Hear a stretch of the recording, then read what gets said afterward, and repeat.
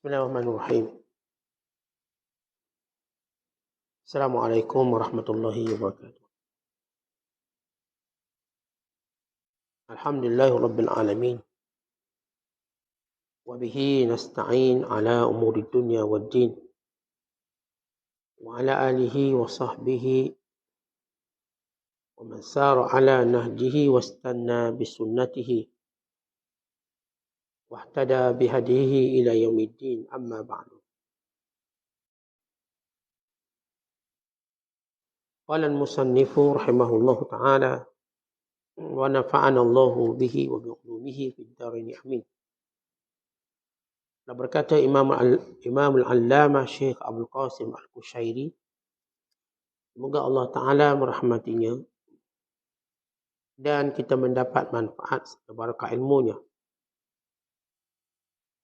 Bahagian orang bijak mengatakan, malulah kamu dengan rasa malu yang sesungguhnya di majlis orang-orang yang mempunyai rasa malu. Ibn Atta mengatakan, ilmu yang terbesar adalah rasa segan ataupun haibah dan malu. Jika keseganan dan rasa malu hilang, maka tidak ada kebaikan yang tersisa di dalamnya. Zunnun al-Misri mengatakan, rasa malu adalah keberadaan rasa segan dalam hati, bersamaan dengan keterlepasan segala sesuatu yang telah hilang dari dirimu menuju ke hadrat Tuhanmu. Dikatakan pula, cinta adalah berbicara, malu adalah diam membisu, dan rasa takut adalah menggelisahkan. Abu Uthman Al-Hiri mengatakan, orang yang berbicara dalam suasana hati yang diliputi rasa malu, tetapi apa yang dibicarakannya tidak dalam suasana rasa malu kerana Allah, maka dia adalah orang yang menipu. Hasan Al-Haddad bertamu ke rumah Abdullah bin Manazil. Dari mana kamu? Tanya Abdullah bin Manazil. Dari Madis Abul Qasim Al-Muzakki. Tentang apa yang dibahaskan? Tentang malu. Sungguh menghairankan orang yang tidak punya rasa malu pada Allah. Bagaimana dia boleh berbicara masalah malu? As-Sariyus Saqati berkata, sesungguhnya rasa malu dan jinak memasuki hati. Jika di dalamnya keduanya menemukan zuhud dan wara', maka keduanya akan turun. Jika tidak, maka keduanya akan pergi. Ahmad Al-Jariri mengatakan, sebahagian manusia pada kurun pertama bermuamalah dengan agama dan hal-hal di antara mereka, hingga agama menjadi tipis. Kemudian pada kurun kedua, bermuamalah dengan pemenuhan janji, hingga pemenuhan janji itu sendiri hilang. Kemudian pada kurun ketiga, bermuamalah dengan marwah, hingga marwah itu pun sendiri hilang. Kemudian pada kurun keempat, bermuamalah dengan rasa malu, hingga rasa malu hilang. Dan akhirnya jadilah manusia bermuamalah dengan kesenangan dan ketakutan. Muslimin dan muslimat dan penonton yang dirahmati Allah sekalian, setengah ulama menyatakan bagaimana nak membentuk rasa malu. Antaranya ialah duduk dalam majlis orang-orang yang ada sifat malu. Dan ini telah dijelaskan oleh Nabi SAW. Dia datang seorang lelaki menemui Rasulullah lalu berkata, ya Rasulullah, ausini. Wahai Rasulullah, tolong wasiatkan pada saya. Maka jawab baginda SAW, usika an tastahyi minallahi ta'ala kama tastahyi minar rajulis salih min qaumika. Aku mewasiatkan kepada kamu supaya malu dengan Allah, sebagaimana kamu malu dengan lelaki yang soleh di kalangan kaummu. Artinya, dalam pendakian kita untuk menyuburkan rasa malu dalam diri. Caranya ialah berkawanlah dengan orang yang malu. Orang yang malu buat maksiat, orang yang malu membuang masanya dengan sia-sia, orang yang malu bercakap bahasa-bahasa yang tidak baik, orang yang malu untuk melakukan perkara-perkara yang merugikan agama dan dunia. Bila kita bersahabat dengan orang-orang yang mempunyai sifat malu, yang menjaga auratnya, yang menjaga tutur katanya, perbuatannya, bahkan menjaga pandangannya, pendengarannya, bahkan menjaga semua benda, maka kita turut akan rasa malu. Satu ketika mana salah seorang ulama yang bernama Sufyan Ats-Tsauri duduk bersama sahabat-sahabatnya makan dalam satu dulang makan. Dan makanan tu ada roti, ada daging, kuah daging. Kita sebut macam makan puri lah, makan puri. Makan roti canai. Dan ketika mana kita tahu sunat bila kita makan berbual ringan. Jangan jadi macam ahli kitab, jangan jadi macam orang Kristian, orang kafir, dia makan dia diam. Kan jadi orang kafir kalau makan senyap, bunyi sudu garpu. Orang beriman tidak begitu. Beriman bila dia makan, dia bercakap untuk tunjuk ukhuwah. Walaupun tengah jamu hawa nafsu, perut lapar, tapi masih mampu berbicara untuk menjaga sahabatan. Itu beza kita orang Islam dengan orang kafir. Maka yang kita bercakap ni bukanlah bercakap benda berat-berat. Bercakap benda ringan. Dan taklah bercakap sehingga merosakkan situasi kita makan. Ketawa sampai keluar balik nasi. Tak mungkin macam tu. Sederhana. Cakap tanya khabar. Ketika mereka bercakap, lalu kata Sufyan, orang-orang dahulu, para salafun, orang dahulu, mereka memulakan makan roti sebelum makan daging. Adab mereka makan, mereka tak ambil daging dulu, mereka makan roti dulu. Roti, pecah dulu kuah, kemudian boleh makan daging. Lalu kata murid-muridnya, Tuan Guru, kita kan makan roti dulu. Maka jawabnya, betul. Tapi tadi kamu berbicara tentang orang lain, kamu mengumpat. Mengumpat tu macam makan daging orang. Maka kamu makan daging sebelum makan roti. Maka anak-anak murid dia malu dengan teguran. Bila berkawan dengan orang yang malu macam ni. Kita malu bila bercakap, duduk makan berbuah orang. Yang menjadikan umpat. Dan kita malu kalau misal kita sebelum tidur dengan isteri kita. Kita duduk berbuah orang lain sampai mengumpat. Akhir tidur pun buat dosa dulu sebelum tidur. Yang sepatutnya, kemana kita tidur jangan bercakap hal orang lain. Cakap hal kita, muhasabah diri kita. Tengah start nak tidur je duduk cakap pulang, mengumpat orang tu, mengumpat orang ni.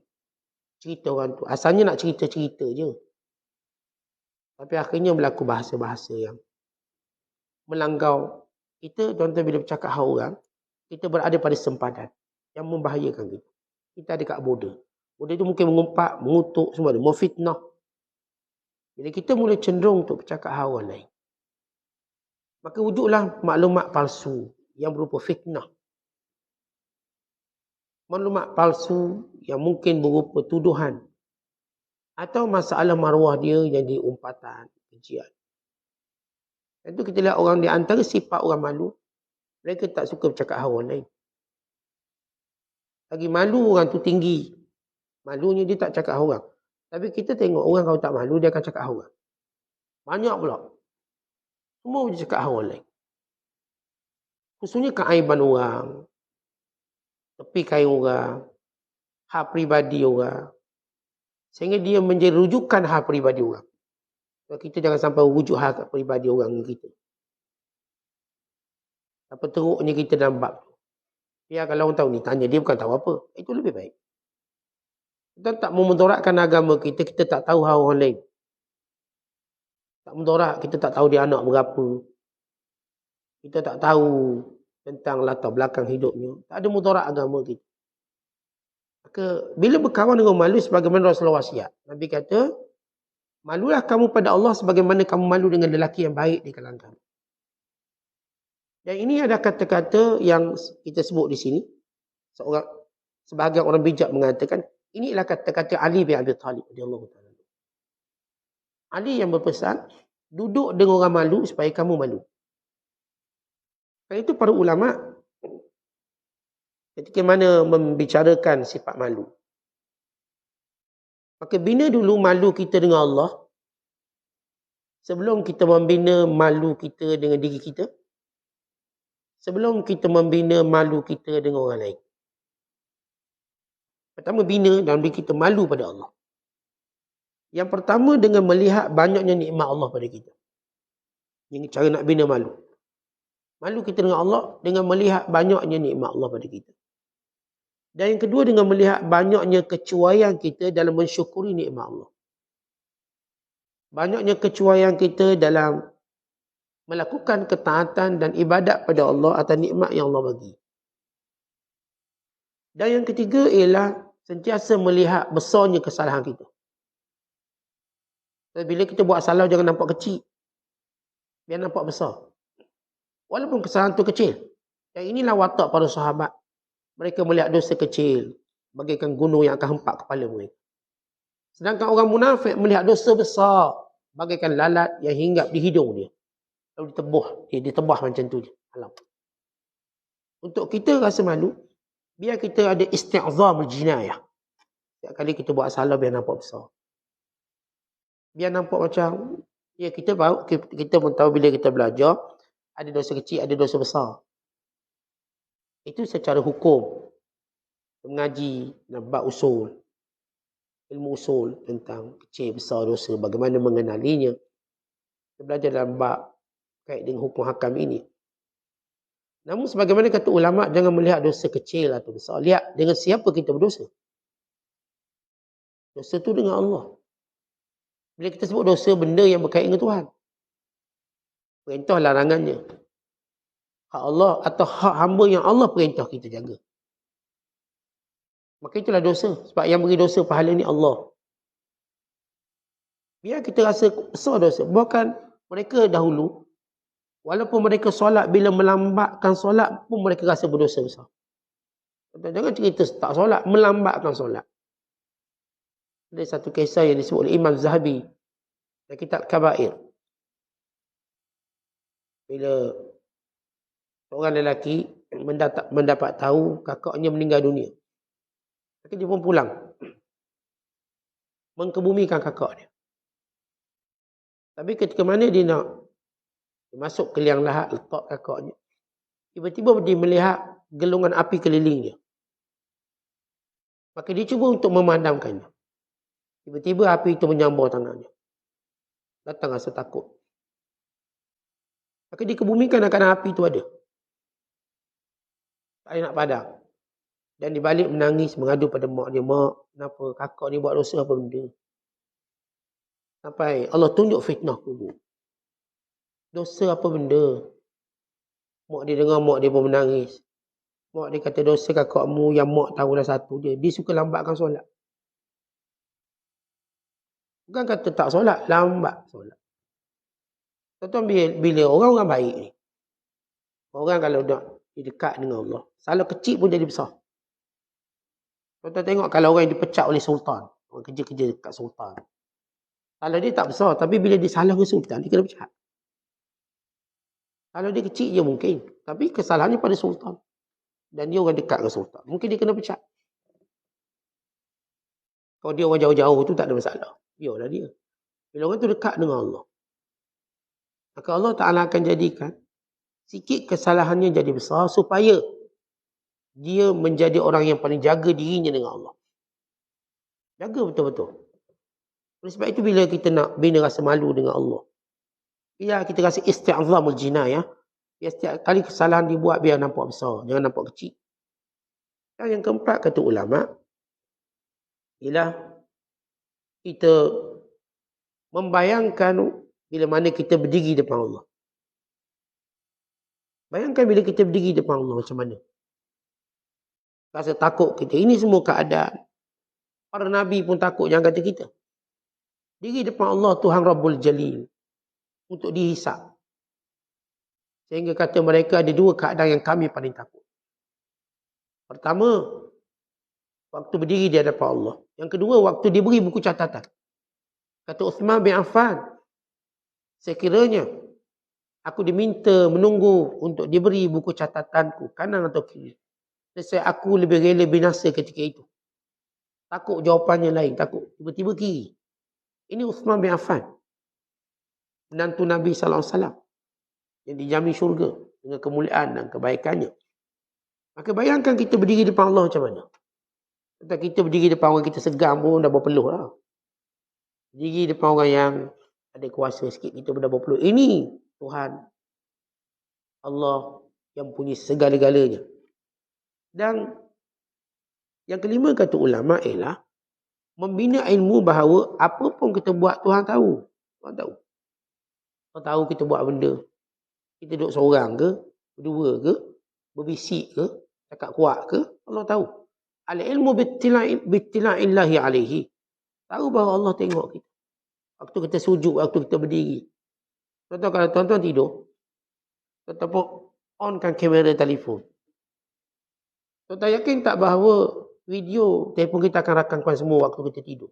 Dengkur, tergolek, tonggeng gitu. Macam-macam aksi kita nak sampai ke subuh.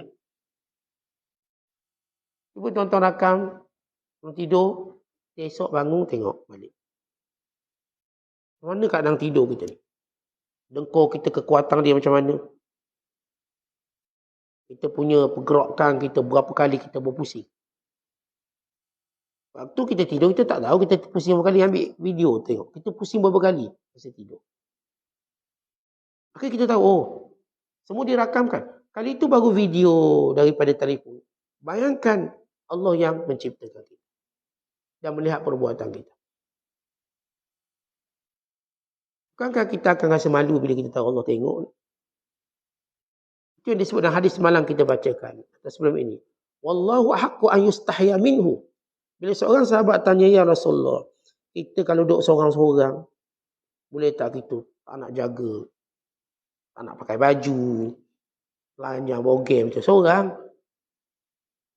Sahabat tanya pada Nabi SAW. Kalau kami ni seorang, idza kana ahaduna khalian, kalau kami duduk seorang-seorang, boleh tak kami tak nak pakai apa? Boleh. Apa jawab Nabi SAW? Wallah ahaqqu an yustahya minhu minan nas. Allah lebih patut kamu malu daripada manusia. Yang kita cerita watak Abu Bakar As-Siddiq, watak Uthman bin Affan dan lain-lain sahabat. Tak adanya mereka nak telanjang bogey dalam rumah seorang-seorang, tak ada. Walaupun tak berdosa, tapi kerana ada malu. Maka di sini kita lihat watak malu. Baik, kita sebut dari pertama bina malu dengan Allah. Yang kedua bina malu kita dengan diri kita. Macam mana nak bina malu kita dengan diri kita sendiri? Kita tengok kita dan matlamat yang Allah perintahkan kita buat. Apakah kita telah melaksanakan matlamat? Kita ni akan mati. Apa persiapan?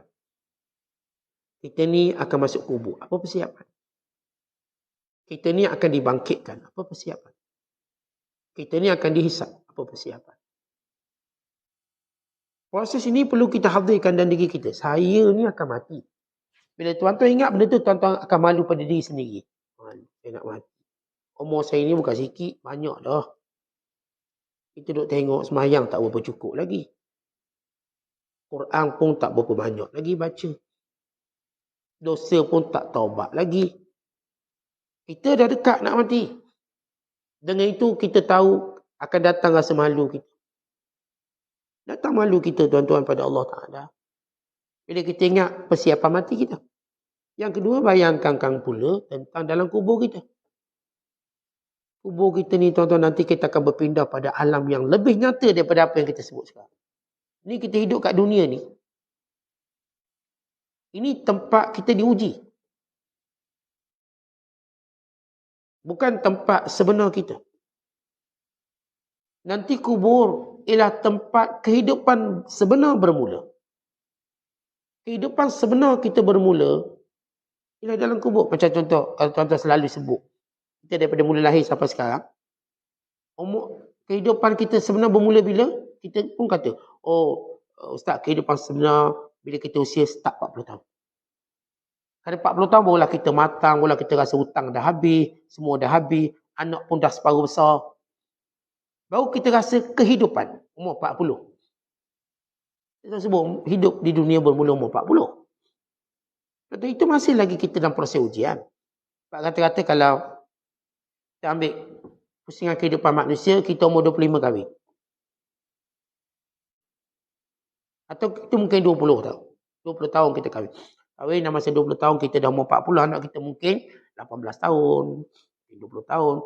Sebahagian bebanan kehidupan tu dah hilang. Loan pun kereta dah habis banyak dah. 20 tahun. Daripada umur 25 tahun dapat kerja. Kalau ambil loan 7 tahun, maka dia dekat 3 buah kereta dah kita ada.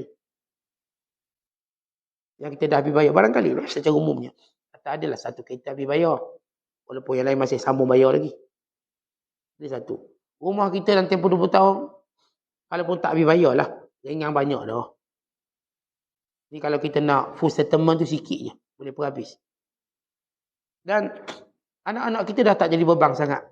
Tak ada lagi yang anak nak berdukung. Jangan tuan-tuan jumpa orang umur 40 didukung anak lagi. Jangan. Kebanyakan anak dia dah besar. Adalah seorang dua yang mungkin masih ada anak kecil. Tapi purata, kita sebut cara purata. Kita umur 40, ada lagi anak kita dukung? Ada usah. Paling kecil jah satu. Dia tak dukung. Dah jah satu. Dah dua.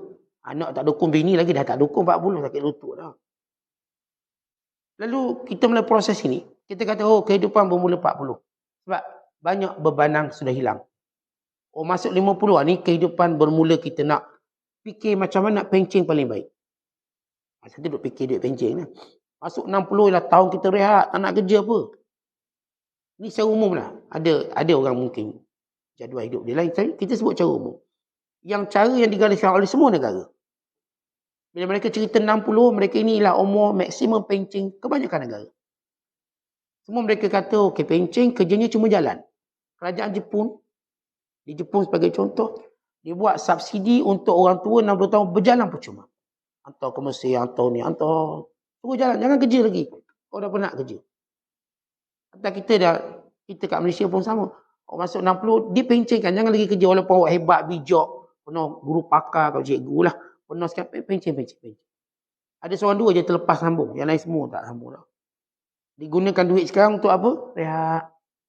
Itu belum kehidupan sebenar. Kehidupan sebenar, waktu tuan-tuan mula duduk dalam kubur. Itu kehidupan. Betul hari tu kita betul-betul nak makan pencing kita. Pencing apa tuan-tuan? Amal soleh. Bukan pencing berhenti daripada kerja kita. Tapi berhenti daripada melakukan amal soleh. Itulah pencing sebenar orang beriman. Kerana masanya untuk dia mengambil semua kebaikan yang pernah dibuat di dunia. Sebab kita bila dalam kubur dah tak boleh buat ibadat. Dipencingkan daripada buat ibadat. Semayang tak boleh, puasa tak boleh. Baca Quran tak boleh. Tak ada lagi cerita pahala dalam kubur. Allahumma illa menaikkan yang datang daripada orang lain sebagai hadiah kepada kita berupa anak-anak dan doa orang beriman. Daripada kita tak ada. Sebagaimana disebut oleh Nabi SAW, "Idza mata ibnu Adam inqata'a amaluhu." Bila mati anak Adam, terputus amalannya. Mereka 3 perkara yang telah kita syarahkan. Amal, sedekah jariah dia, ilmu dia, anak soleh. Tapi secara umum kita dah tak beramal. Kita dah tak sembahyang, kita dah tak puasa. Mana itulah pencing sebenar kita. Jadi tuan-tuan ingat kita, agak-agak dalam kubur, boleh makan pencing amal soleh tak? Boleh tak sembahyang kita menjadi sebahagian pahala yang kita nikmati dalam kubur? Silaturahim kita, sedekah kita, puasa kita, baca Quran kita, kebaikan kita. Disebut dalam hadis, semua kebaikan ini akan datang keliling kita dalam kubur. Untuk memberi apa? Memberi rasa aman. Bagaimana bila tuan-tuan pencing, rumah dah habis bayar, duit dalam bank banyak, kredit SP banyak, jadi aman. Walaupun dalam poket kosong. Poket kita tak ada apa, orang tua berjalan, poket dia kosong. Tapi dia rasa aman sebab apa? Rumah dah habis bayar, kereta dah habis bayar, duit bank banyak. Duit tabung haji pun banyak, dah kali ketiga tabung haji panggil ni. Banyak. Diri dia tak bawa duit. Dia aman. Sama juga ahli kubur. Pada diri tak ada apa. Tapi keliling dia semua benda yang jaminan dia. Dia pun tenang. Sehingga datang seorang yang menyerupai lelaki yang cantik. Kalau dia lelaki, kalau perempuan-perempuan yang cantik, itu amal soleh yang ketemang dia dalam kubur. Sehingga dia akan jumpa seorang duduk dalam kubur bersama dia. Apa awak ni? Tengok wajah pun tenang. Bau wangi. Awak siapa? Maka jawab orang ni, saya amal soleh awak. Saya datang teman awak. Kan tuan-tuan kita kalau orang VIP, turun airport dah ada satu pegawai protokol tunggu kita. Tenang kita tahu nak pergi ke mana. Dah tunggu ni kat airport. Sama juga kalau orang tu soleh dalam kubur dah ada orang tunggu. Siapa tu orang tu? Amal soleh. Dan kita pun bayang apa persiapan kita kubur. Lepas tu kita bayang balik. Ini nak datangkan rasa malu pada diri. Nanti kita bangkit macam mana bangkit? Datang sangkakala. Bangkit semua manusia daripada kubur. Apakah kita dibangkitkan dan dihimpunkan bersama orang soleh? Sebab Nabi SAW ketika menyebut anta ma'a man ahbab. Kamu bersama orang yang kamu sayang. Yang dimaksudkan kamu akan dihimpunkan bersama orang yang kamu sayang. Kalau kamu ahli sedekah, kamu dihimpunkan bersama ahli sedekah. Kalau kamu ahli solat, dihimpunkan bersama ahli solat. Kalau kamu para wali Allah, dihimpunkan bersama para wali Allah. Kalau kamu orang berkasih sayang kerana Allah, dihimpunkan dengan orang yang berkasih sayang kerana Allah. Memang disebut dalam hadis, laki-laki yang berada pada mimbar cahaya. Yang dilihat oleh para Nabi dan orang mati syahid. Siapa dia ni? Sebab dia ni bukan Nabi. Dan dia pun tak ada kesan mati syahid. Tapi duduk atas mimbar cahaya. Oh, rupanya ini ialah dahulu orang-orang yang berkasih sayang kerana Allah. Dia bersahabat tu betul-betul kerana Allah. Nampak kawan dia hanyut, dia tarik kawan dia balik. Dia hanyut, kawan dia tarik dia balik. Nampak kawan dia salah, dia tegur kawan dia atas kerana Allah. Ini yang berkasih sayang kerana Allah, dihimpunkan akhirat kelak di atas mimbar cahaya. Untung dia. Yang ni pula orang-orang yang bersedekah, datang payung yang teduh atas kepalanya. Dia duduk di bawah teduhan yang begitu mengamankan dia. Begitu selesa. Siapa dia? Oh, itu sedekah-sedekah dia jadi payung dia. Tiap orang. Lalu kita pun bayang, kita ni kelompok mana agak-agak. Maka datang rasa malu kita dengan apa yang kita belum buat dengan sempurna. Kemudian bayangkan pula waktu mana kita berdiri di hadapan Allah. Dia ceritakan dosa kita dan keaiban kita. Malu tak kita? Ni kalau buka buku catatan, banyaknya kerja tak baik kita buat. Bayangkan hari itu Allah akan hisap. Maka dia ceritakan pada semua. Sama ada Allah tutup keaiban kita ataupun Allah baca keaiban. Dalam dua keadaan. Ada orang yang Allah tutup. Allah kata sebagaimana aku tutup keaibanmu di dunia, sekarang juga aku tutup. Tapi ada orang yang Allah cerita keaiban dia. Maka kita dulu hidup kat dunia tak suka kebel kejahatan orang. Keburukan orang, pantang tengok buat salah. Suka sangat kita cerita ke orang. Apakah kita rasa aman nanti kesalahan kita tak diceritakan oleh Allah? Kalau kita bayang hari di mana dibentangkan sebuah amalan, tiba-tiba catatannya semua tak elok, tak baik. Tak malukah kita hari itu semua orang tahu? Maka ini membina malu pada diri sendiri. Kemudian nanti diputuskan buku catatan tangan kanan dan kiri. Dan ditentukan syurga dan neraka kita. Dan ini yang akan membina sifat malu kita. Yang ketiga, malu dengan masyarakat. Bagaimana nak membina malu dengan masyarakat? Ini disebut oleh pengarang kita. Berkawanlah dengan orang-orang yang malu. Maka kita akan tahu juga malu. Contoh kita bila berkawan dengan orang ada adab. Orang ada akhlak. Cara berjalan, cara protokol majlis, cara sekian. Automatik kita pun terikut sama cara dia. Jadi membina malu dalam masyarakat. Dalam budaya menghormati. Dalam budaya memuliakan orang. Dalam budaya menghargai atas kebaikan dia buat. Dalam budaya memberi nasihat. Kita bila ikut orang-orang yang biasa dakwah orang, kita pun tahu cara nasihat yang baik. Mana cara nak nasihat? Taklah kita nak nasihat tengking-tengking, marah-marah. Lalu kita belajar rasa malu dalam menasihati orang. Sebab kita nasihat orang, kita pun tahu kita pun tak sempurna juga. Lepas tu bila kita nasihat, moga Allah ampunkan kita semua. kita semua ada buat salah. Buat salah ni saya nampak tuan ada buat salah. Tapi saya bukan kata saya tak salah, saya pun ada salah. Di situ cara datang sifat malu kita sesama manusia. Contoh waktu kita tegur orang, jangan pernah rasa kita baik pada dia. Sebab kita ada salah lain yang mungkin dia tak nampak. Kalau dia nampak, dia pun tegur kita juga. Tapi Allah tak bagi nampak salah kita. Kita nampak salah dia, dengan bini dia salah. Dengan anak dia buat salah. Dengan kawan dia buat salah, kita pun tegur.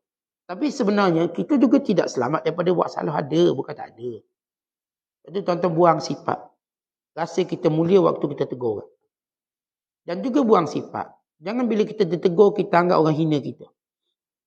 Buang sifat tu. Kita berada pada zaman. Zaman orang tak boleh tegur. Zaman di mana orang tegur rasa dia baik. Itu satu hal. Rasa dia lebih pandai, adik. Itu penyakit. Dan ramai zaman di mana bila ditegur tu dia rasa macam dia dihina. Atau kadang-kadang suami tegur isteri. Oh, abang hina saya. Macam mana kalau suami tak boleh tegur isteri dia? Walhal isterinya perlu taat kepada suami. Perlu mencari redha suami. Maka pada perkara-perkara suami dia tahu bahawa dia tak redha cara isteri dia buat. Dia nampak ini tak taat nama dia. Saya kata jangan keluar rumah, awak keluar rumah. Saya kata awak jangan bermalam rumah orang lain. Nak malam-malam kat rumah. Saya tak marah awak ziarah rumah ayah awak. Tapi bila nak bermalam, jangan. Kata setengah ulama. Nyatakan harus seorang wanita. Dia menziarahi seorang isteri, menziarahi ibu bapa ni. Atas nama silaturahim. Dengan syarat tidak bermalam. Walaupun jumhur ulama mengatakan tak boleh melainkan dengan izin suami. Jumhur ulama kata. Isteri kalau nak ziarah mak dia, abang dia, kakak dia. Atau nama silaturahim. Tidak dibenarkan keluar rumah kalau suami tak izinkan. Jangan, tak payah. Saya tak jangan keluar rumah. Saya nak ziarah mak saya sakit, jangan keluar. Tapi di sisi pandangan sebagian ulama, sebagian disebut oleh Dr. Uqlah dalam kitab Nizam Usrah, menyatakan boleh.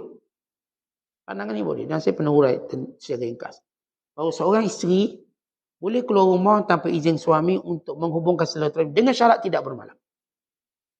Sebab malam hak suami. Malam tu hak suami.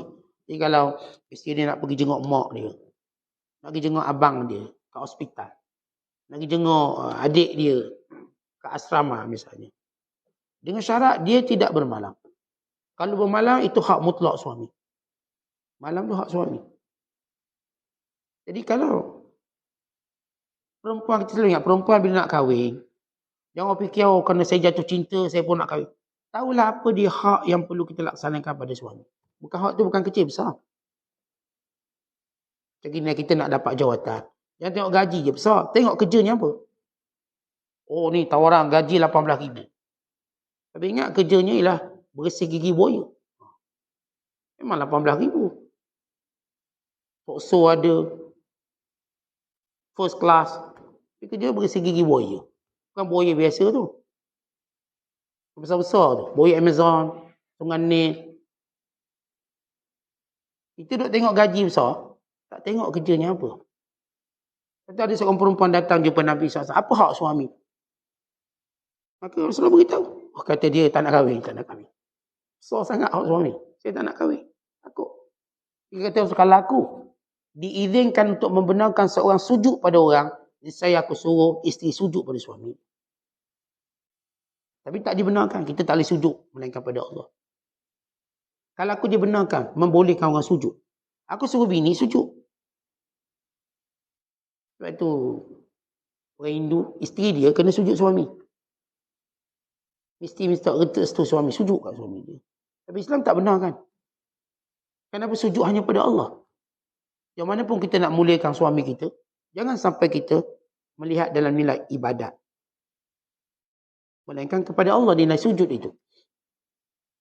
Maka kita sebut si isteri ini, antara musibah dia bila dinasihati oleh suami, dia anggap suami dia macam kutuk dia. Dan lebih parah pada itu, kita tok-tok guru ke ustaz-ustaz ke tegur anak murid. Anak murid kata, ustaz ni kutuk saya tu. Dah habis. Kalau semua teguran dia anggap kutuk, dia anggap macam sini, dia anggap... Maka siapa yang akan tegur kita? Ini perangai bahaya kita di akhir zaman. Lepas tu hari ni, dia pula boleh kondeng ulama'. Dia suruh ulama' tu belajar banyak lagi. Pula dah. Ustaz belajar banyak lagi lah. Habis awak, dia macam dah pandai pada ustaz ni. Zaman kita berada. Zaman orang tak tahu malu. Jadi bila kita cerita tentang nasihat, dalam bab macam mana membina malu pada masyarakat, dalam masyarakat, kita belajar cara memberi nasihat, belajar menghargai nasihat. Bukan kita belajar mencari masa sesuai untuk nasihat. Ini semua kita belajar daripada masyarakat. Imam Syafi'i ajar kita. Kadang-kadang nak nasihat orang, jangan nasihat dia di hadapan khalayak ramai orang. Nasihat dia ketika dia bersendirian dalam hal peribadi dia. Ada pun hal umum supaya orang lain juga dapat manfaat, kita cerita. Di hal berkait dengan peribadi dia je, maka ini nasihat saya peribadi. Sebab salah tu orang lain tak nampak, kita je nampak. Maka ini bersifat peribadi. Tapi kalau kesalahan tadi boleh dimanfaatkan oleh semua orang. Contoh dalam bab sembahyang, salah orang lain pun banyak buat salah. Maka perlu ditegur. Ketika mana Rasulullah SAW sedang duduk, tiba-tiba seorang lelaki mengambil wuduk. Dan kakinya tidak sempurna dibasuh. Dan dia bergerak untuk menuju tempat solat. Nabi jerit, wailun lil aqabi minan nar. Celakalah kaki-kaki yang akan dibakar di dalam api neraka. Bayangkan orang ambil wuduk tak sempurna pun boleh masuk neraka. Jangan kata tak semayang. Dia marah pula, ustaz ni kalau tak semayang masuk neraka, teruknya ustaz. Tak tegurnya, awak kalau tak semayang masuk neraka. Pandai-pandai dia neraka dia punya ke? Itu yang disebut oleh Rasulullah. Tak, ni tolong beritahu. Kalau Rasulullah sebut orang yang tak sempurna basuh kaki pun boleh masuk neraka, itu dia nak semayang. Jangan cerita orang tak nak semayang tu. Itu tak kata dia masuk neraka secara zat dia. Perangai dia tu, perangai orang tak solat. Tak solat masuk neraka. Sebab tu ketika mana malaikat penjaga neraka tanya ahli neraka, masalahkakum fi saqar? Dah kenapa masuk neraka ni? Qalu lam nakum minal musalli, sebab kami tak semayang. Ada ustaz-ustaz dah cakap tak semayang masuk neraka. Akhirnya ahli neraka sendiri mengakui kami masuk neraka sebab tak semayang. Ni ada seorang lelaki saya katakan dia basuh kaki tak sempurna. Kita kan kadang-kadang bila ambil wuduk, anak-anak tengok anak-anak kita. Dia basuh kaki depan, belakang tumit tinggal. Bukan kata anak-anak, bapa anak-anak pun serupa kadang-kadang. Waktu ambil wuduk, ini sebab dia tak gosok kaki dia jiru air je. Pakai pahit, buka pahit, ulur depan macam tu di depan. Belakang tak kena. Rasulullah tak panggil, sini aku nak tegur. Sebab ini kesalahan common. Semua orang buat. Sebab tu Nabi cakap kuat. Wailun lil aqabi minan nar. Celakalah tumit-tumit yang akan terjerumus dalam neraka. Bukan sekadar sahabat yang dapat teguran, semua orang dapat teguran. Sebab semua orang, macam saya kata, kita dalam wuduk kanan terlepas pandang. Ujung siku terlepas pandang. Ujung tumit terlepas pandang. Kadang-kadang bila ambil ni, anak telinga ni tak terkena. Sekali je ambil. Dia macam basuh muka alat solek je. Ni, daripada mambati sya'ar ila asfaliz ziqan wa min syahmatil uzunain ni, anak telinga ni anak telinga. Anak telinga ke anak telinga ni wajib dibasuh. Daripada mula keluar anak rambut dipanggil mambati sya'ar. Sehingga asfaliz ziqan ni kita punya dagu. Okey, ambil. Ada orang terlepas ni. Kalau tuan-tuan perhatikan anak-anak kita tu dagu tu. Yang biasa dia terlepas dalam basuh. Kalau tangan, siku tak kena. Kalau kaki, tumit tak kena. Dan ini juga berlaku pada orang-orang besar. Kerana dia kelang kabut nak solat, nak ikut imam, dia pun basuh kaki lebih kurang. Tak kena tumit dia. Maka kadang-kadang tegur tu kena perlahan kerana melibatkan peribadi. Kadang-kadang tegur tu kena kuat sebab dia melibatkan umum. Umum buat salah. Jadi, dalam membina sifat malu dalam masyarakat, kita bergaul dengan orang yang ada adab, orang yang ada akhlak. Akhirnya kita bukan sekadar belajar cara bercakap, belajar cara duduk. Lepas tu kita ingat bila kita duduk mak kita ngajar, jangan duduk macam tu. Orang hajar duduk macam tu. Duduk elok. Duduk elok. Jangan main masa makan. Makan elok-elok. Kita pun belajar adab. Adab yang masyarakat terima. Mak kita bawa kita ke majlis umum. Maka dia sentiasa ajar kita. Duduk elok-elok. Jangan duduk jauh pada mak. Kenapa mak nak pantau adab? Sehingga kita berjaya masuk dalam masyarakat bila kita sudah dewasa. Dengan uruf yang diterima oleh umum sejagat manusia. Ini cara membina malu dengan masyarakat. Kita duduk dengan orang yang lebih tahu malu, lagilah kita beradab. Itu tuan-tuan bila kita kawan orang yang saya katakan ini beradab betul-betul. Kita akan dapati bagaimana smooth ataupun licinnya perjalanan hidup. Ini berkawan orang badui, tak reti adab. Pada makan pun dia sound macam pasar. Tak reti nak panggil elok-elok waiter ni panggil. Nak order.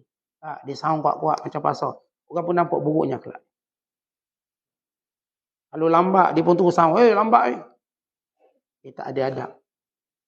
Dia nampak, itu hak saya. Tapi masyarakat nilai dia tak tahu adab bermasyarakat. Kata kita pergi kedai makan.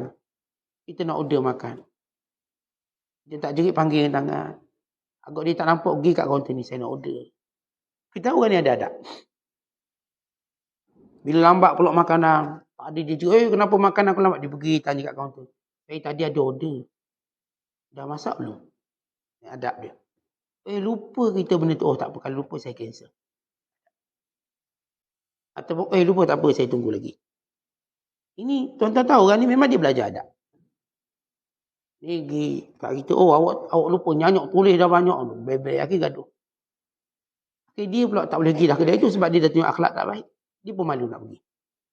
Dan kalau dia pergi pun orang tak nak layan dia dah. Dah jadi isu. Maka ruginya orang tak berakhlak dengan masyarakat. Kadang-kadang sebab tu bila kita bermasyarakat, belajar muamalah dengan masyarakat, akhirnya kita belajar tentang sifat malu. Walaupun itu hak kita dengan beradab minta, dengan ada malu kita minta. Malu datang order teh or ais. Datang Milo ais misalnya, ataupun datang air dengan air holik datang. Orang ada adab dengan orang dia, saya tak order ni, tapi tak apalah, saya minum sekali lah. Buat order satu. Sebab dia belajar adab. Tengok ni, tak apa. Saya buat yang baru, tak apa, saya okey, saya boleh minum. Tapi buat satu lagi. Kita pun tengok ni memang pelanggan baik. Nanti time dibayar pun kita dah kurangkan sikit. Begitu kita bermasyarakat. Bila kita berkawan, kita tuan-tuan ikut ayah kita. Pergi kedai makan. Ayah kita ajar kita adab dalam bermasyarakat ni. Ayah kita ajar kita duduk diam-diam. Cara ayah kita panggil order. Saya belajar. Sebab ayah saya suka makan kedai.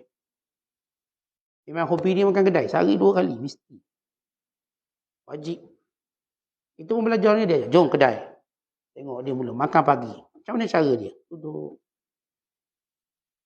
Macam mana duduk setempat. Macam mana apa benda dia makan dulu. Kalau panas macam mana. Dulu kita panas. Ayah tak bagi tiup. Tapi letak air dalam piring. Tahu tiup tu makruh.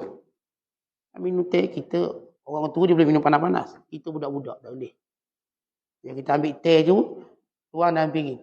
Kejap lagi sejuk. Kita pun minum pakai piring. Dia pakai gelas, kita pakai piring. Dia ajar kita adab. Akhirnya hari ni kita ajar anak kita pula. Kita belajar sesuatu daripada ayah-ayah kita.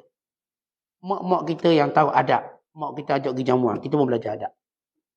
Adab nak dapat bunga telur. Hulur sikit dapat bunga telur. Tak hulur tak dapat lah. Dia ajar adab. Dia tak nak bunga telur lalu-laluan lain. Memang tak dapat. Bunga telur laluan tu kena salam. Salam ada adab bagi duit. Adab.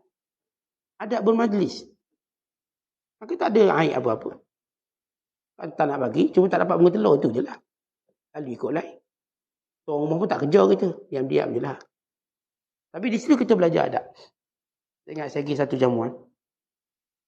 Jamuan ni lepas Jumaat.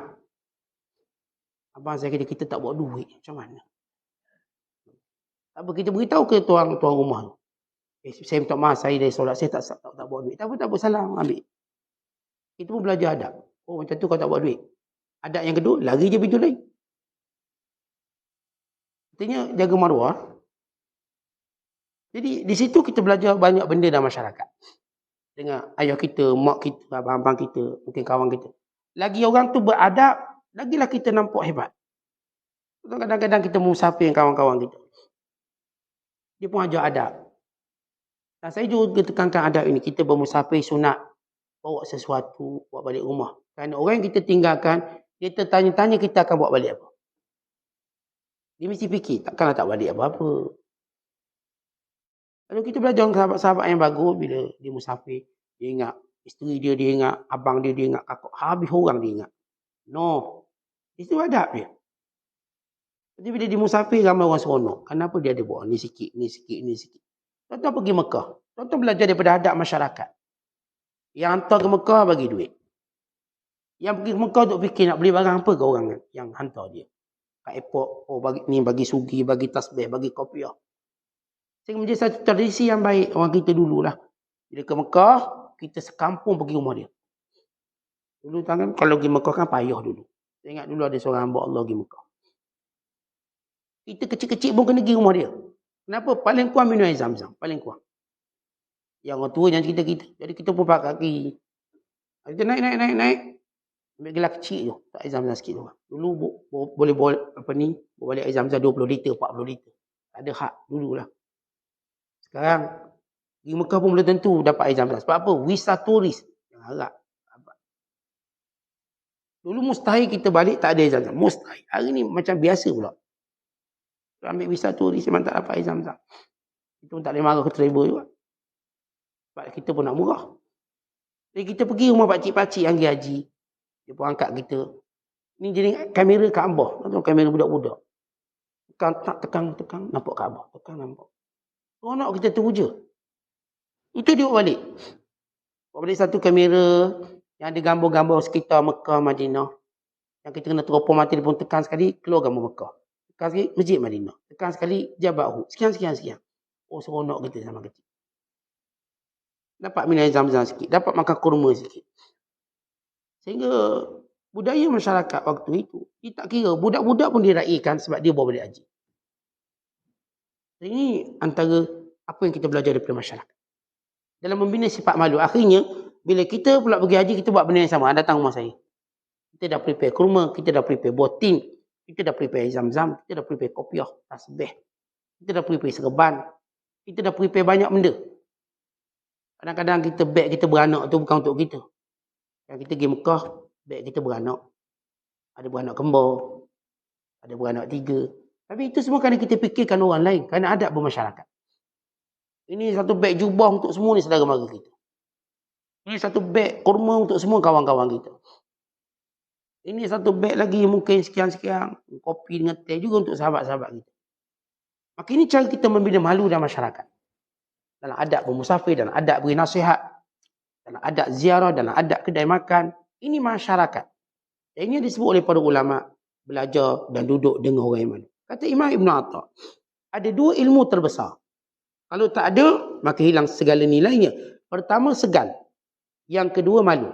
Ini terjemahan dia kurang tepat. Segan sini dalam bahasa dipanggil haibah. Apa maksud haibah? Melihat besarnya Allah. Merasa kehaibatan Allah. Yang kedua ialah malu.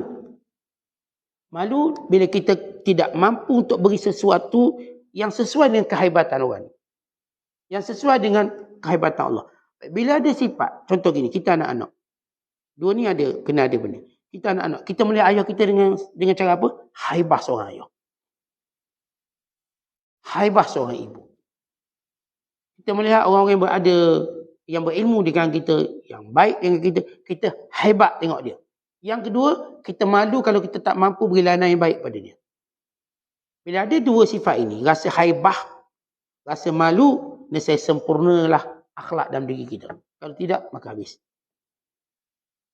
Yang saya katakan, kenapa kita mampu patuh pada mak ayah kita dengan sebenar?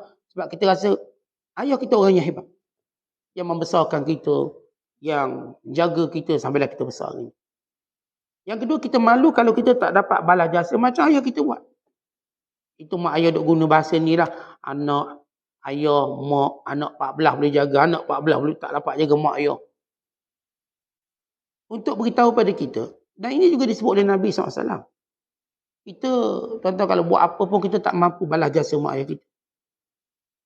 Jangan anggap kita boleh balas jasa. Ada seorang lelaki dia dukung mak dia. Dia tolong mak dia buat haji sampai selesai. Semuanya dukung. Mak dia duduk dalam kendongan dia sebagaimana dia pernah duduk dalam kendongan mak dia. Maka dia tanya pada seorang sahabat namanya Abdullah bin Umar. Dia kata, Syekh, Tuan Guru nak tanya, apakah saya sudah membalas jasa mak saya? Sebab sepanjang haji ni saya dukung mak saya. Wukuf Arafah, Mina, Muzdalifah, Mina, melontar. Dukung. Dia menjadi tempat mak dia berpaut. Dukung. Kita dulu baca secara dukung. Hari ni bila kita pergi haji, betul ada orang dukung orang. Saya tengok, dukung. Ini barangkali ayah dia. Barangkali sekian-sekian. Jadi seorang lelaki ni kata, Pak Ibn Umar, saya dukung mak saya sepanjang haji. Apakah saya sudah membalas jasa mak saya? Kata Abdul Rahman, tidak. Bukan satu nafas mak kamu terang waktu nak keluarkan kamu pun belum senilai itu. Satu nafas mak kita terang kita sebelum keluar tu. Yang doktor kata push. Nak boleh keluar kita. Satu nafas dia ambil, nak tolak kita, tak keluar-keluar juga kita. Itu pun belum kita dapat balas. Jangan cerita yang lain-lain. Di situ kita rasa, haibah mak kita, haibah ayah kita. Dan malunya kita tak mungkin dapat balas jasa macam dia. Bila ada watak ini dalam setiap orang, baik dalam dia melihat Allah, atau dia melihat orang-orang yang Allah perintahkan dia untuk menghormati, memuliakan. Maka bila ada dua sifat ini, maka dia akan sentiasa menjadi orang yang baik. Kita malu mak kita, malu ayah kita malu pada tok-tok guru kita. Zaman-zaman dulu, tuan-tuan kita diajar, ni orang yang kita kena malu, tok guru. Oh malu tok guru, berpeluh jumpa tok guru, malu. Dan tok guru kita mengajar sikit je, maghrib sikit. Tapi kita tahu hak guru, sehingga kita malu takut tersilap buat sesuatu pada dia. Dulu lagi lah cerita, nanti kena semayang ajak pecah perut, takut no gitu. Tok guru tu semayang ajak tu, pecah perut. Sampai kita takut kena malu tok guru ni. Okay, begitu kita diajar, dengan sifat malu, dengan ada rasa haibah. Kemudian kata Zunnun Al-Misri, rasa malu ialah keadaan segan, haibah, yang ada dalam hati bersamaan dengan kecuaian kita pada sesuatu yang patut kita lakukan pada Allah. Contoh kita tahu Allah maha hebat. Dengan nikmat yang Allah beri, dengan kecuaian kita dalam melaksanakan perintah, maka datang rasa malu. Kita dah sebut tadi nikmat Allah bagi banyak. Kita buat ibadat ciput. Allah bagi rezeki bertali arus, kita sedekah sikit. Tak malu ke? Sedekah je cari duit RM1. Sedekah je cari duit RM1. Bila minta dengan Allah, nak minta RM50, RM100. Dan keluarkan untuk infak pada jalan Allah, RM1 dicari. Kalau boleh yang buruk-buruk. Itu tabung kita penuh duit RM1. Itu tabung masjid penuh duit RM1. Ustaz RM1 asalkan dia ikhlas. Betul dah, satu sudut betul tu. Semua ada RM1 tu ikhlas. Sebab ayat kita macam tu. Biar RM1 tapi ikhlas. Akhirnya dia kata, dengan RM1 ikhlas, RM10 tak ikhlas punya. Itu pernah RM1 juga tu. Tapi realiti, kita belajar daripada diri kita. Tentu Allah beri nikmat kita hidup berapa tahun? Alhamdulillah 60 Ustaz. Berapa tahun kita ibadat pada dia? Allah bagi nikmat rezeki kita banyak mana? Berapa banyak kita infak pada jalan ni? Allah bagi kita sihat lama mana? Tuan-tuan sakit, demam, batuk, COVID. Kalau tuan-tuan kira lah, hari kita sakit berapa hari? Dengan hari kita sihat berapa hari? Cuba jujur dan kira benda tu. Maka datang rasa malu. Kita waktu sakit, panjang tangan kita menadah pada Allah. Waktu sihat tak angkat tangan pun bersyukur pada Allah. Demam baru 2 hari. Kita punya angkat tangan, ya Allah sembuhkan. Sihat 2 tahun, tak pernah rasa syukur pada Allah. Angkat tangan, ya Allah syukur. Aku sihat, syukur ya Allah. Yang berikan kesihatan tubuh badan, penglihatan, pendengaran. Sampai sekarang telinga kita masih dengar, walau dah tua. Tak ada orang pekak tak dengar. Kita alhamdulillah umur 70 masih dengar. Orang 70 masih boleh melihat, mandu kereta, mandu motor. Tidakkah kita tidak terasa untuk bersyukur lebih banyak daripada mengeluh? Tapi orang kita ngeluhnya banyak. Setiap kali kita angkat tangan untuk ngeluh dengan Tuhan, jarang angkat tangan bersyukur pada Allah. Tentang waktu kita menadah tangan pada Allah, ya, tanda tangan tu kita minta, kita ngeluh. Tapi dalam munajat kita pada Allah, tak ada ke ayat kita sebut kita syukur pada Allah? Kita cuma cerita benda kita tak ada je. Tak pernahkah kita mengaku apa yang kita dah ada? Ya Allah, aku tak ada anak. Ya Allah, aku tak ada suami. Ya Allah, ya duk cerita tak ada. Ya Allah, aku tak ada kerja. Yang kita ada, kenapa tak cerita pada Allah? Ya Allah, segala puji bagimu yang beri aku penglihatan, pendengaran. Sehingga ke hari ini, yang beri aku kesihatan. Yang berikan aku peluang untuk berkhidmat pada mak ayahku. Yang beri peluang kepada aku menjadi ayah pada anak-anakku. Yang beri peluang kepada aku kesihatan tubuh badan. Untuk aku melaksanakan urusan-urusan kehidupanku. Tentang sebanyak mana dalam doa kita cerita tentang nikmat yang Allah dah beri. Suatu pengakuan kita depan Allah. Betapa besarnya kurnia Allah. Yang kita duk tak ada tangan, duk ngeluh. Tak dapat benda tu, tak dapat benda ni. Maka di situ Kadang-kadang kita rasa malu. Dan ini yang berlaku pada Nabi Allah Ayub AS. Isteri dia kata, abang kan Nabi, abang kan Rasul. Kalau doa pada Allah biar sembuh penyakit. Langkah bagusnya. Ayub kata, wahai isteriku, berapa lama aku sakit? 7 tahun. Dan berapa lama aku dapat nikmat? Kita dapat nikmat sama-sama berapa 70 tahun. Aku malu pada Allah. Dengan sikit sakit, dengan banyak nikmat, aku dah malu. Tidakkah kita ada rasa malu ketika mana kita terus mengeluh atas benda kita tak dapat sehingga kita lupa apa yang kita dapat? Sebab tu orang ni dia nak menikmati bahagia itu susah. Sebab kerja ngeluh lebih banyak daripada syukur. Tuan-tuan tengok orang paling bahagia ialah orang bersyukur. Bukan orang kaya. Bukan orang sihat, bukan orang ada jawatan, orang yang bersyukur. Sebab orang bersyukur sentiasa nikmat itu sedia untuk ditambah. Dan orang duk mengeluh, dia sedang menunggu nikmat ni dia ambil sedikit demi sedikit sehingga hilang semuanya. Kita lihat pagi-pagi kita berpagi, kita berhari hari ni. Apakah kita nak ngeluh atau nak syukur?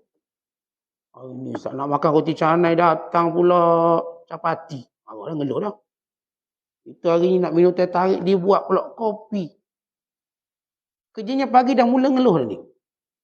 Hari tengah hari pula, Allah nak makan kedai tutup pula benda ni. Ngeluh lagi. Panjang ngeluh. Balik rumah ngeluh ke bini, bini mengeluh ke suami. Ingat cuti-cuti bawa pergi jalan, tak jalan juga. Ngeluh lagi. Dia tak lihat nikmat lain. Suami awak ni cuti je nasi goreng. Cuti nasi goreng. Ngeluh lagi. Macam tak ada resipi lain kalau cuti sekolah. Dan ini semua keluhan-keluhan yang akan bersedialah nikmat tu ditarik. Kita lah, sikit nasi lemak, sikit nasi lemak. Oh dah boring dah. Bila pergi Mekah, rindu nasi lemak pula cari nasi lemak. Awak dulu bukan kata, boring Ustaz makan nasi lemak. Duk Mekah duk cari nasi lemak tu. Kena RM30 nasi lemak orang makan. Oh ingat pula ni, saya ingat nasi lemak kat kampung. Itulah manusia. Masih ada, kata asyik-asyik nasi lemak. Dia tak ada, rindu pula nasi lemak. Lagi dia pergi luar negeri ni, rindu teh tarik. Tarik cari, berapa teh tarik? RM15 sekelas minum. Ada baru 2 hari pergi luar negeri. Itulah kita perangai manusia. Jadi tuan-tuan tengok kita ni, bila banyak mengeluh, maka kurang syukur kita pada Allah. Kemudian kata Syekh, kata ulama, tanda orang tu cinta pada Allah, dia sentiasa berbicara. Dan bicara yang paling baik dalam menterjemahkan cinta pada Allah, baca Quran. Seorang baca Quran, dia sedang berbicara dengan Allah. Itu bicara paling Allah suka. Tuan-tuan ada 3 benda yang Allah suka bicara hamba pada dia. Pertama, bicara hamba Allah padanya dengan baca Quran. Allah amat suka. Yang kedua, bicara hambanya pada Allah dengan berzikir. Allah amat suka. Kata bila kita berzikir, kita sedang berbicara dengan Allah. Subhanallah, Alhamdulillah, Allah Akbar. Yang ketiga ialah Allah suka bila hambanya berbicara dengan Allah dengan doa. 3 benda. Maka tanda kita cinta pada Allah, bahkan akan banyak bicara kita dengan hal ni. Quran suka baca, zikir suka, dan suka doa. Yang kedua, tanda orang tu malu, dia akan diam membisu. Maksud ini adalah tafakur dan muhasabah. Tuan-tuan tiap hari kita muhasabah. Fikir nikmat dari ujung kepala sampai ujung kaki. Ya Allah. Aku dapat macam-macam ni. Dapat macam-macam. Rumah dah habis bayar, kereta dah habis bayar. Anak dah keluar universiti, masuk universiti. Yang ni dah kerja ni. Orang tengok. Kalau pun Allah ambil sikit suami kita, Allah ambil sikit isteri kita. Ambil sebagai anak. Tapi cuba muhasabah dengan banyak nikmat berbanding apa yang Allah uji. Datang rasa malu. Lalu kita akan diam daripada mengeluh. Yang ketiga, ialah takut. Tuan-tuan fikir neraka, fikir kubur, datang gelisah kita.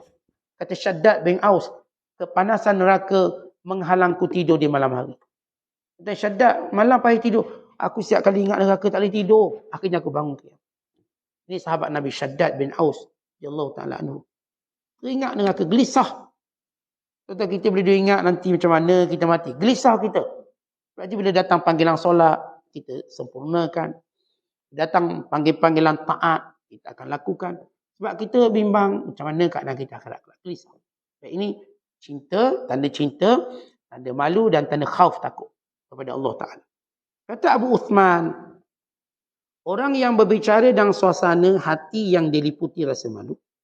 Tetapi orang yang berbicara dalam suasana hati yang tidak diliputi rasa malu, tapi apa yang dibicarakannya, orang yang berbicara dalam suasana hati yang diliputi rasa malu, tetapi apa yang dibicarakannya tidak dalam suasana rasa malu kerana Allah, maka dia penipu. Maksudnya begini. Seorang bercakap tentang bab malu, tapi dia sendiri tak pernah malu. Maka ini namanya mustadraj, ataupun ini tanda orang menipu. Orang bercakap tentang kelebihan qiyam mulai, dia qiyam mulai pun tak menipu. Orang cerita kelebihan sedekah, dia sedekah pun kedekut, maka dia menipu. Bercakap tentang malu pada Allah, walau dia tak pernah malu pada Allah. Dia bersendirian, dia buat maksiat. Orang tak nampak, orang tak kenal siap. Dia dah bertukar watak dengan cepat. Depan orang yang kenal ni, anak-anak murid dia, oh baik.